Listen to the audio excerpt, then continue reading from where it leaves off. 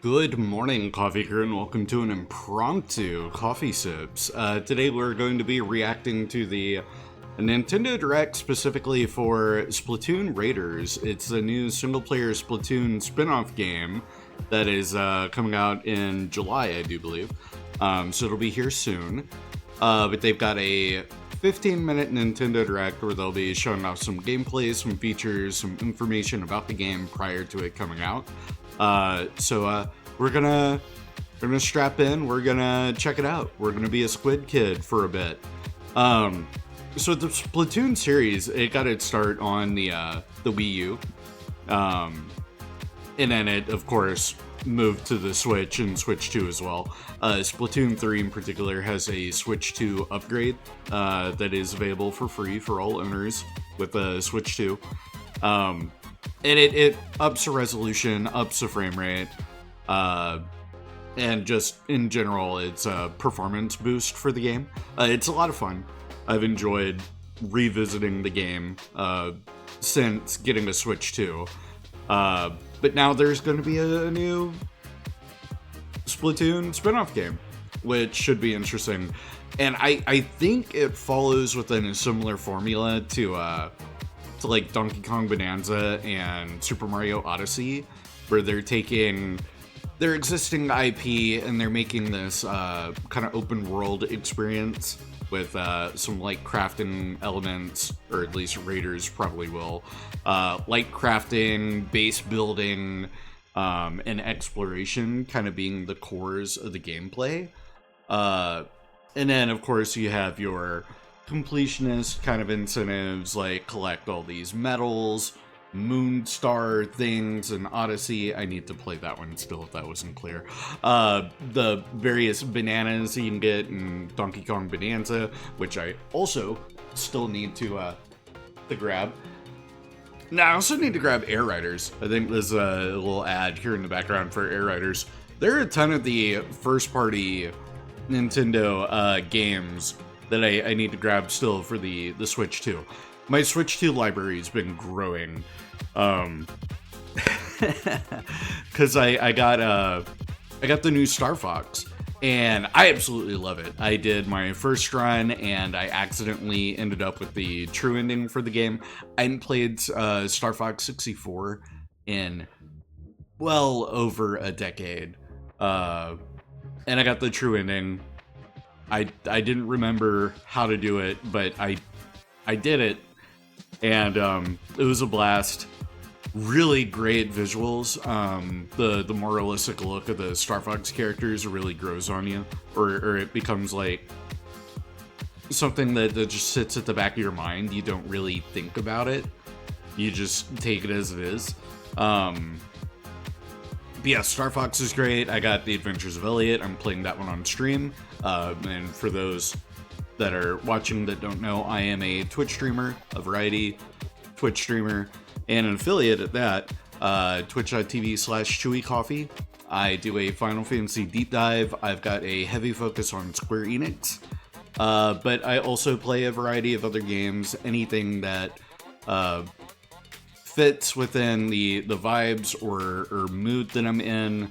And also I have a lot of community engagement with picking the games that I choose. I actually have a 600 follower celebration stream coming up soon, where I'll be playing Dance Dance Revolution Mario Mix for the Nintendo GameCube. We'll be playing a full playthrough of that, celebrating, reminiscing about my streaming journey so far. So if you'd like to be a part of that, consider dropping a follow at twitch.tv/ChewieCoffee. But also, you're here on YouTube, so like, comment, subscribe, and all that if you like the energy and the content that you'll end up seeing here. Because these coffee sips are like a mini series that I do specifically for YouTube. So you guys are special in that regard. Where I react to Nintendo Direct, Sony State of Plays, Xbox showcases on occasion, and also game-specific showcases whenever one piques my interest, like Splatoon Raiders has.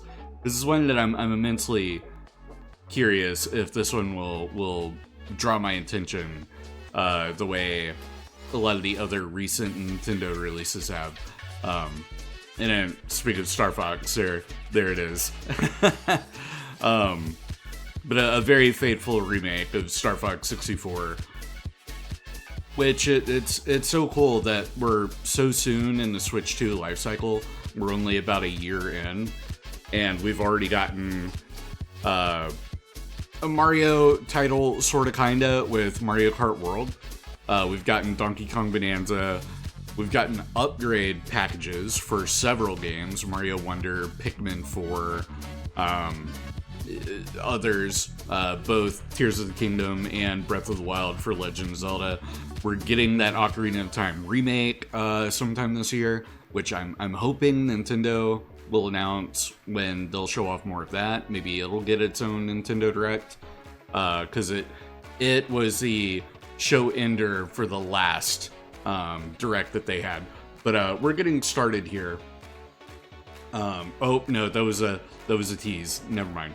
That's Nintendo Today telling you, hey, with Nintendo Today you'll get these Deep Cut Island Misadventure comics that you can read along to, which build up the kind of prequel, the setup for Splatoon Raiders, which is available to everyone. But we are going to get started here soon. Yep, we got 30 seconds counting down. I'm going to get the electric swing muted. I'll get the music unmuted, or the video unmuted. But yeah, so Coffee Sips, I react to this, that, and everything. So if you like that, check it out. I've got a playlist of all the past Coffee Sips that I've had. And I'm looking to get more seriously into game coverage, and that includes stuff like this Direct. So yeah, let's see what Nintendo is going to show us today.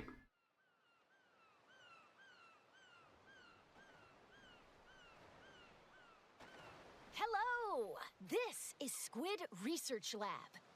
We're a team of researchers studying these fascinating creatures that move through ink in swim form and fire it in humanoid form. Yes, our squid kids from the Splatoon series. Today, we'd like to share our latest findings. This report is about a particular group that spends its days hunting for treasure across a mysterious archipelago. I think a lot of the gameplay also takes the best elements from a Salmon Run in Splatoon, the like mainline games, and builds off that. A trio of swashbuckling musicians called Deep Cut heads there in search of treasure. But a sudden light forces them to make an emergency landing. Their pilot and the protagonist of this game is you, the mechanic. Hired by Deep Cut for being super handy, it seems the mechanic eventually got roped into treasure hunting too. The treasure in question I love the music in Splatoon. the Spiralite Islands, and Deep Cut has its sights set on it. And this might sound silly, but with the dungeon crawler kind of aspect of the game, it almost makes me think of Dark Cloud. I played very little of Dark Cloud, but the like going off on instanced kind of dungeons with some RNG elements and like encounters you'll run into. It's very Dark Cloud kind of feeling. Yeah, that's what I'm talking about with like the best aspects of Salmon Run, fighting against the salmonids.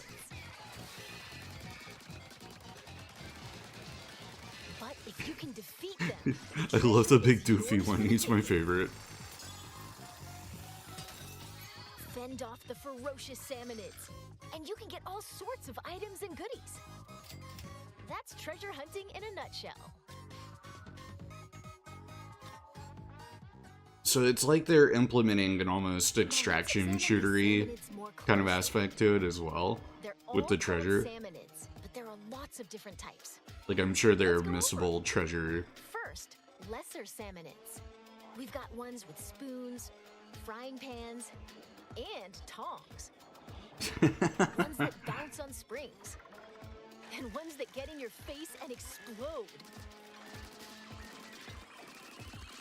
their name implies, lesser salmonids. I'm sure a lot of these enemies exist within Splatoon 3, and then they'll have some like new unique ones sprinkled in. Next up, boss salmonids. They're a little beefier than their lesser counterparts. Take the Scrapper, for instance. It faces you head on, and its front is well protected. Keep using ink to stun it. Then circle around and take it down. That's the trick.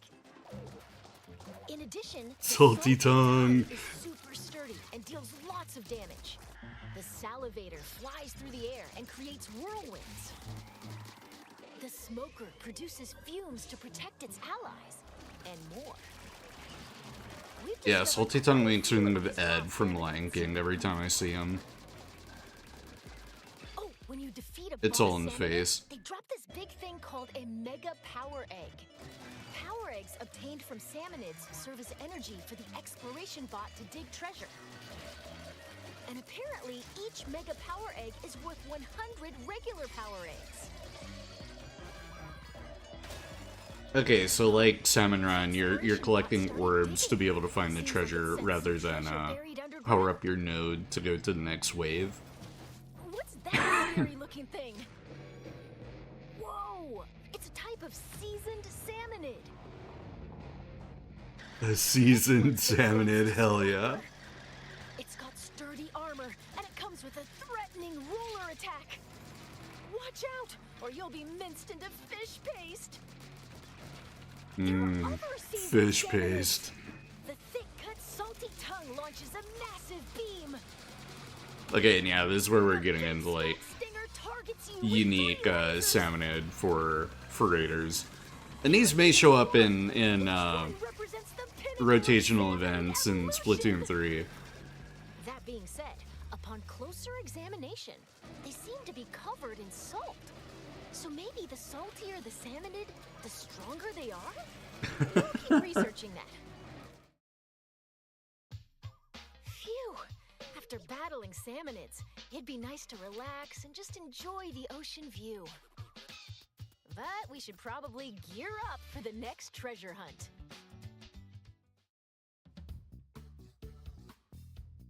And I'm sure there will be plenty of unique weapons and outfits to Raiders. Tank to attack. If you run out, just dive into it for a quick refill, like this.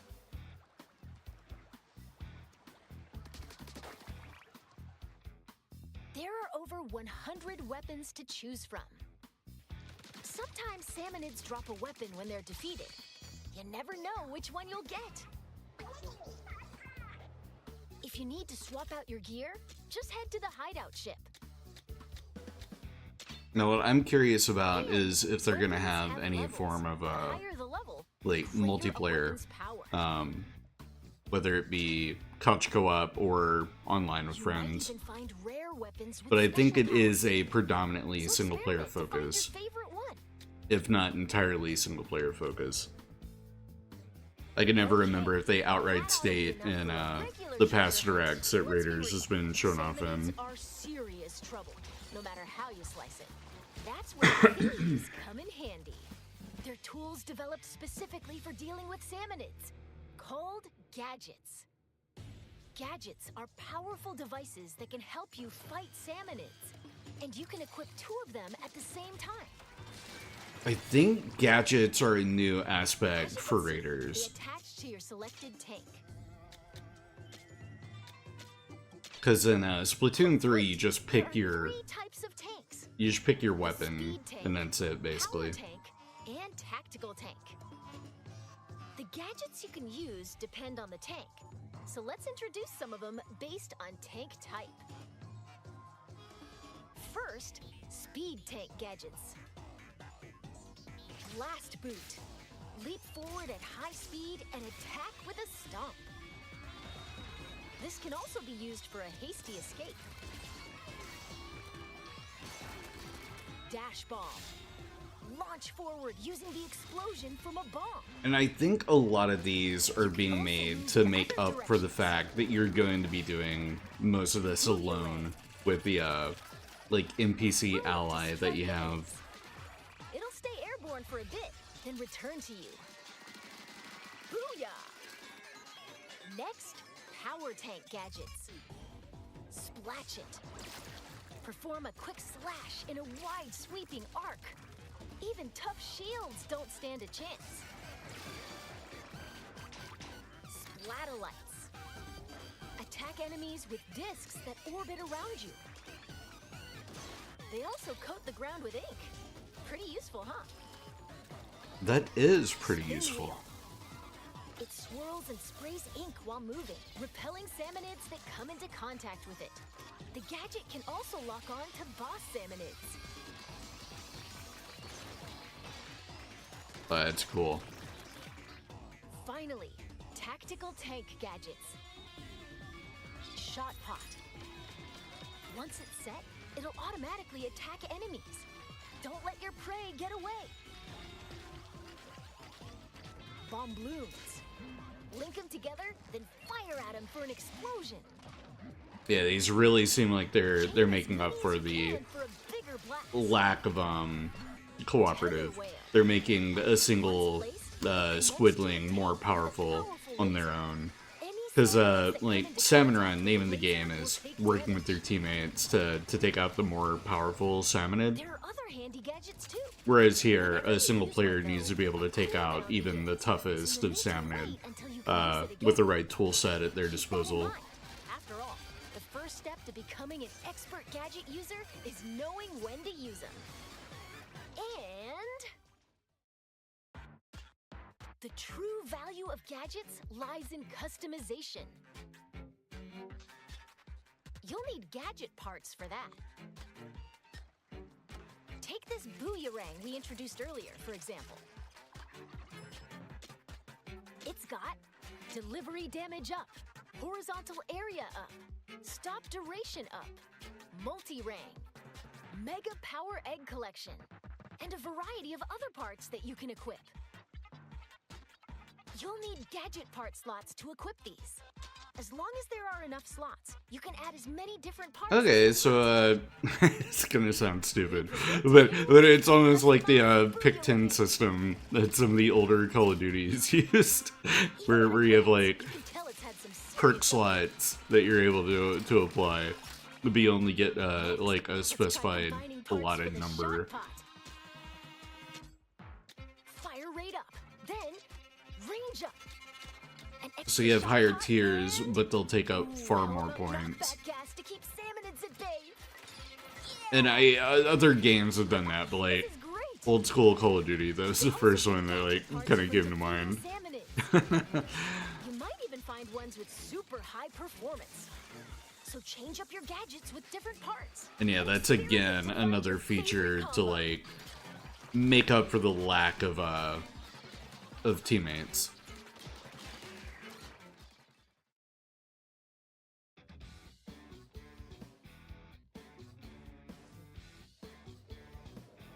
Okay, now that we're all kitted out, let's pick the destination of our next treasure hunt.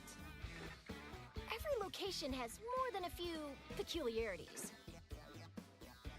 For example, there are locations where you'll need to collect lots of power eggs and mine for treasures in a wide open area. There are also dens swarming with salmonids. Is getting some more of that like kind of Dark Cloud energy with the dungeon crawler randomness to it.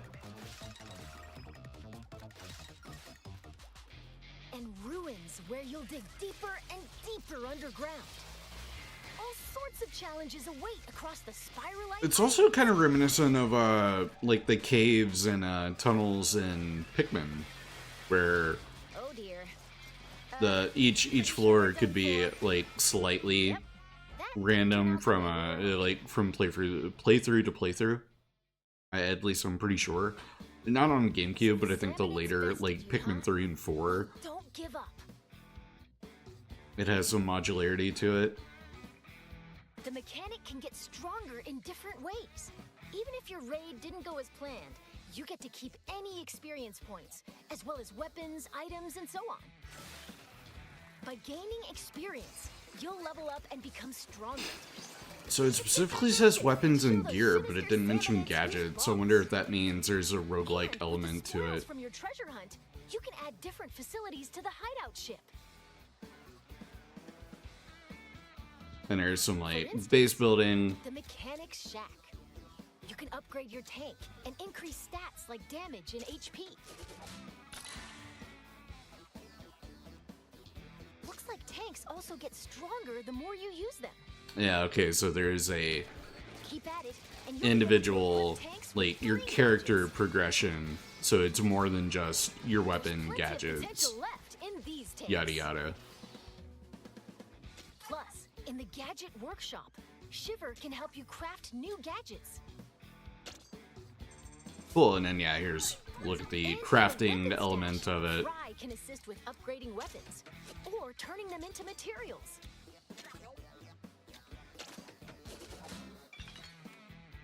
There's more you can do, so build facilities and use them to hone your treasure hunting talents. Oh, and as for Big Man, he can catalog all sorts of info from treasure hunts. Oh, nice. So you get a journal. Stop by and check it out between raids.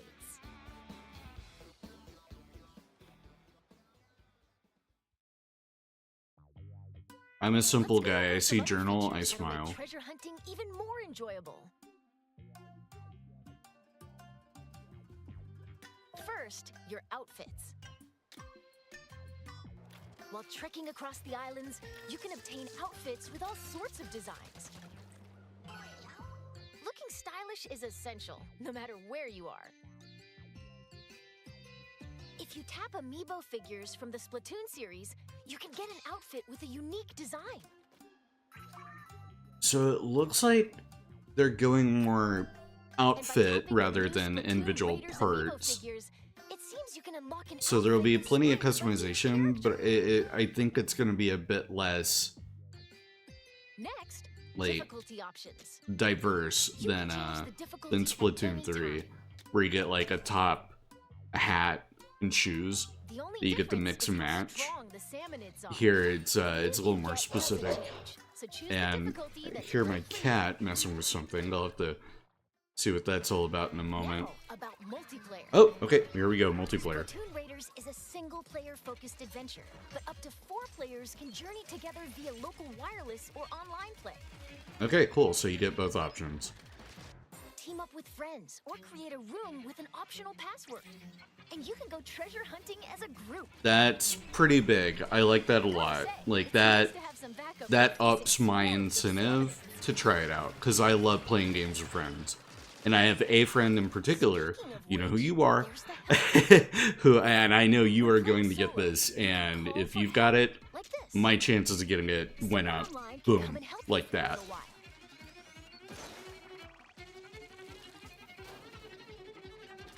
Because a game like this just oozes with just chaotic, fun multiplayer potential. You might want to save it for really tricky moments. You can also answer someone else's help request. That's kind of like Helldivers, where progression will carry over. But you can also help out on the fly. Like if I'm having trouble with the mission, I can just call up my friend and go like, "Hey, I really need backup here." And if they're available, they could hop on and join mid session. Hidden across the Spiralite Islands. While you're adventuring, you might find treasures like these. They're called salmonid relics. Huh, wonder what that strange power is. Whoa, that's a whole lot of moolah.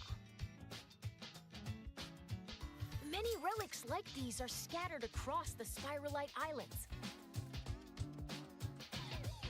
Doesn't look like these 3 are going anywhere until they're swimming in treasure.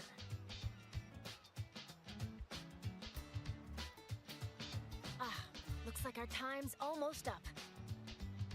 Yeah, I thought we were coming up on time. Mm-hmm.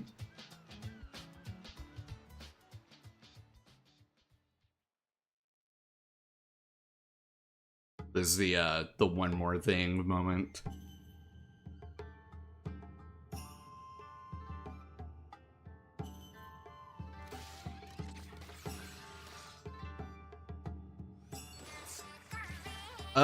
Probably showcase like, hey, these are all the amazing artists that have contributed towards the soundtrack. And it seems that among them, there are places that appear almost bottomless. Oh, bottomless run game mode. Thick cloud of fog. We hope you'll discover that for yourself. After all, that treasure's not gonna hunt itself. And with that, Squid Research Lab out. Cool. Okay. Yeah, Splatoon Raiders. It's a quick, relatively pretty quick snippet of information around Splatoon Raiders, and they've got a whole treehouse where they'll go a bit more in depth on it. But I am going to focus purely on the direct aspect. So if you want to see more, check out the treehouse, which will be airing soon. It'll show off more. In the meantime, I'm gonna get my Electro Swing going. But let me know your thoughts. What do you think of Splatoon Raiders? Is it one that you'll be picking up? Is it one that you are only gonna play if you have a bunch of friends that will be tagging along with you on your journeys? Let me know in the comments below. Also, once again, if you would like to like, comment, and subscribe, let me know your thoughts on the coffee sips here. Go check out the prior coffee sips for other games and showcase reactions. And of course, drop me a follow at twitch.tv/ChewieCoffee. That sort of support goes a long way. It helps my channel grow, and it keeps me going with providing content like this. But thank you so much for stopping by. I've been ChewieCoffee. You guys have been excellent. Au revoir. Do swadanya. Auf Wiedersehen. Sayonara. Ciao. But most importantly, stay happy. Stay gaming. And Coffee Crew, are you a squid or are you a kid?